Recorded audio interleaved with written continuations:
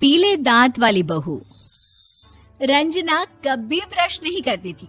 उसे कितनी बार उसके माँ बाप ने डांटा, लेकिन उसका कोई असर उस पर होता ही नहीं था, जिस कारण से उसके दांत पीले पीले हो जाते हैं। शादी के बाद अरे बहू, वैसे तो तुझ में कोई कमी नहीं है, पर तेरे दांत इतने पीले कैसे हैं बेटा? कैसे मतलब? कोई सर्जरी थोड़ी ना कराइए। वो तो क्या नाम, मैं ब्रश नहीं करती थी तो पीले हो गए। अब क्या करूं? आप कहें तो लाल करवा लूं या फिर काले? यार ये क्या है, क्यों माँ से लड़ रही हो? लड़ रही हूँ?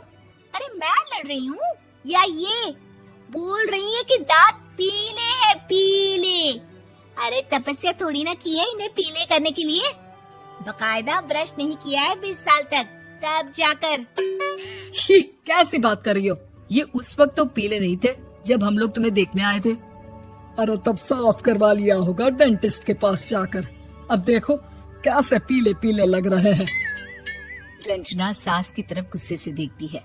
फिर शुरू हो गई पीले पीले पीले।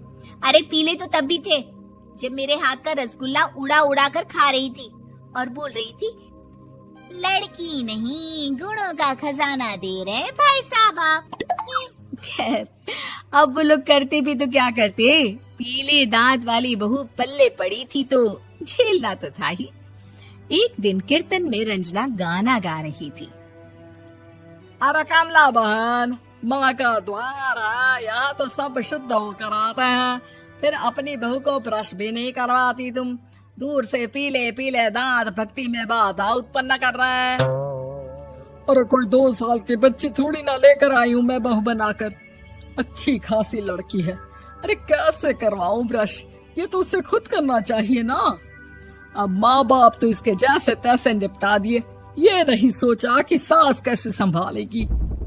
सास बहू को लेकर घर आ जाती है, लेकिन सोच लेती है कि अब इसे लेकर कहीं नहीं जाएगी।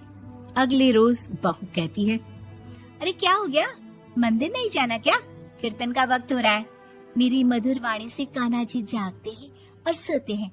आप तो जानती है ना उनकी भक्ति में कितना मन लगता है मेरा। वो क्या है ना, तबीयत ठीक नहीं लग रही है मेरी, आराम करूंगी मैं। तबीयत ठीक नहीं लग रही? अभी तो मिथुन के गाने पर नाच रही थी आप, और अब बोल रही है कि तबीयत ठीक नहीं लग रही। अरे भक्ति में मन लगा लो सासू माँ, ऊपर जाना है, क्या मुंह दिखाओगी आप? हाँ? सास को बहू की बात पर गुस्सा आ जाता है। मैं क्या मुंह दिखाऊंगी, इसकी चिंता तो ना कर, समझी? अपने मुंह की चिंता कर, जो ये पीले पीले दांत लेकर हर जगह पहुंच जाती है। पता है लोग कितना मजाक बनाते हैं। ना जी ना, मैं नहीं जाना कहीं तेरे साथ। तो ये बात है, कोई ना, मत जाओ, मैं अपने कमरे में ही बैठकर भक्ति कर लूंगी। ऊपर वाला दांत थोड़ी ना देखता है, मन देखता है, भावना देखता है। और अरे बस बस, तू सब कुछ दिखा, बस ये सफेद चमकदार दांत ना दिखाना किसी को, है? जा यहाँ से। बहू को सास की बात का कोई फर्क नहीं पड़ता, वो तो जैसी थी वैसी ही रह जाती है। सुबह नहाकर किचन में खाना बनाना, फिर खाना खाना, कीर्तन भजन करना और सो जाना। एक दिन, माँ जी मैं सहेली के घर जा रही हूँ, शाम को लेट आऊंगी। हाँ हाँ तो जाना, मैंने कौन सा तेरी आरती करनी है घर पर बैठकर। रंजना सहेली के घर जाती है, जहाँ वो पार्टी में जाने की तैयारी कर रही होती है। अरे शिखा, कहाँ जाने की तैयारी कर रही है? मैं गलत वक्त पर आ गई क्या?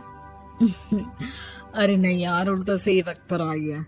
मैंने ये साड़ी और ज्वेलरी निकाली है यार, शाम को इनके ऑफिस की एक पार्टी में जाना है। बताना कैसा लग रहा है ये सब? नहीं यार, इस ड्रेस के साथ तो वो वाली ज्वेलरी अच्छी लगेगी। हाँ हाँ सही बोल रही है, मैंने ध्यान ही नहीं दिया। वैसे तो हमेशा से मस्त फैशन सेंस रखती है। तो बड़ा जाती होगी ना पति के साथ पार्टी में। रंजना कुछ नहीं बोलती, बस सोचती है कि यार काश ये बात सही हो जाती, पर मैं क्यों नहीं जाती पार्टी में? क्या इन लोगों की कोई पार्टी होती नहीं होगी?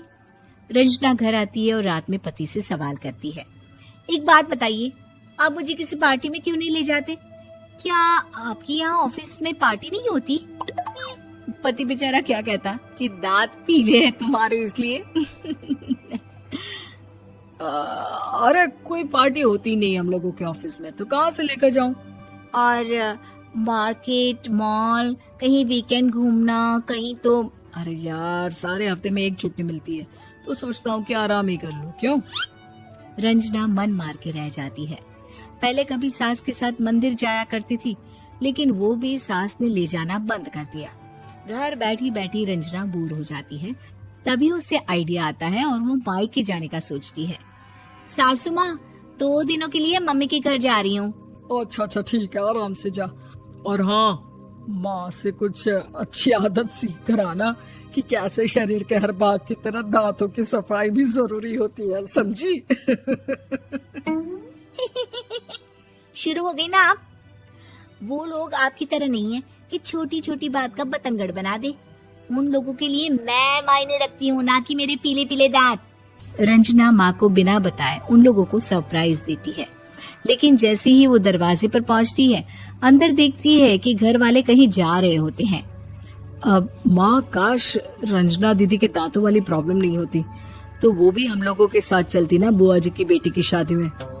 हाँ बेटा, लेकिन अब उसे कौन समझाए कि उसको उसके पीले दांत नहीं दिखते, लेकिन उसके आसपास के लोगों को कितना एम्बैरेसिंग फील कराते हैं।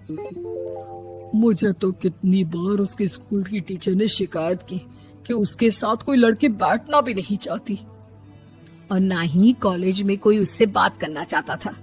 लेकिन पता नहीं क्यों उसे ये बात समझ में ही नहीं आती। कोई कमी नहीं है उस लड़की में, बस यही कि दांत पीले हैं। वो तो भला हो जीजा जी और उनकी माँ का, जो दीदी को जैसी है वैसे ही रखा हुआ है। रंजना को अपने घर वालों की बात सुनकर बहुत दुख होता है। वो सोचती है कि वो क्या करे, लेकिन फिर वो सीधा डेंटिस्ट के पास जाती है, अपने दांत चमकाती है और कसम खाती है कि वो रोज ब्रश करेगी। अरे क्या हो गया? तुम तो 2 दिनों के लिए गई थी ना, पर कोई ना, अच्छा है, चलो आ गई तो। रंजना सास के सामने आकर खड़ी हो जाती है और पूरी स्माइल करती है, उसके चमकदार दांतों को दिखाती हुई। हैं? चले मंदिर। माँ, मुझे माफ कर दीजिए, मैंने आप लोगों को बहुत एम्बैरेसिंग फील करवाया। मैं आज से रोज